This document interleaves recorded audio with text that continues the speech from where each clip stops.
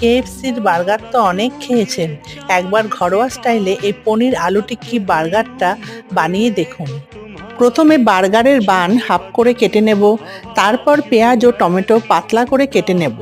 একটা বাটিতে কর্নফ্লাওয়ার গুলিয়ে নেব। একটা প্লেটে ব্রেড ক্রাম্বস রেডি করে রাখবো। এবার টিক্কির জন্য পনির ও সেদ্ধ করা আলু গ্রেট করে তার মধ্যে পরিমাণ মতো নুন, ভাজা মশলা, গোলমরিচ গুঁড়ো, রেড চিলি ফ্লেক্স ও অরিগ্যানো দিয়ে ভালো করে মেখে নেব। তারপর টিক্কির শেপ বানিয়ে কর্নফ্লাওয়ার ও ব্রেড ক্রাম্বস দিয়ে কোট করে ডিপ ফ্রাই করে নেব।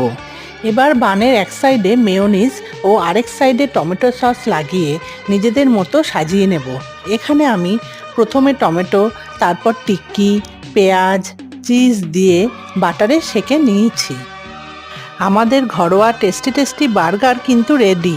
একবার অবশ্যই বানিয়ে দেখবেন।